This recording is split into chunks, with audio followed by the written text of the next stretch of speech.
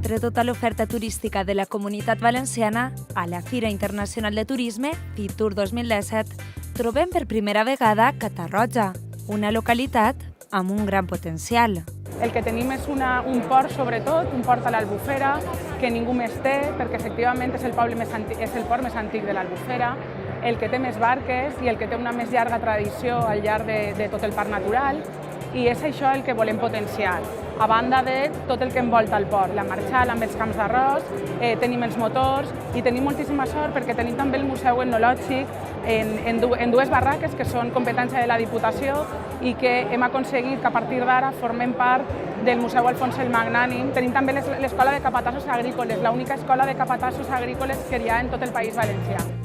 L'Albufera, la Marxal i l'Horta fan de Catarroja un destí on el turista pot gaudir del seu patrimoni natural, cultural i d'activitats tradicionals. Catarroja, a més dels atractius que té naturals, tenim també activitats que recentment han sigut declarades com a bé d'interès cultural, com és la vela llatina i la pesca artesanal, a més de tindre un atractiu dins del nucli urbà com és el Palau de Vivanco, que també és bé d'interès cultural. Un turisme vivencial, on el visitant s'endinsa en la història i els costums d'este poble. Tradicional porta de l'Albufera. Estem fent unes actuacions de rehabilitació i de manteniment prou exhaustives que volem allargar-les fins a final de legislatura per rehabilitar tot el que és el port, tant el canal com les instal·lacions. Estem, a més, intentant negociar en el parc natural acondicionar tot el que són instal·lacions noves i demés per poder fer més utilitzable el que seria el port. Perquè Catarroja no s'entén sense el parc natural, les seues barques i la pesca. Oficis que han donat i donen a la localitat el seu plat més arrelat, la llipebre.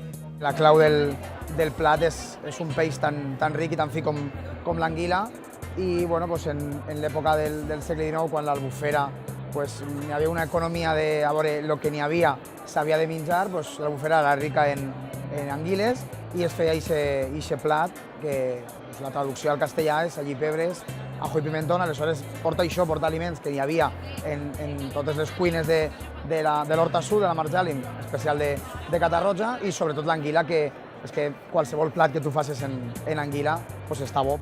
Una de les delícies gastronòmiques més singulars de Catarroja, que han tastat i disfrutat els visitants de FITUR 2017.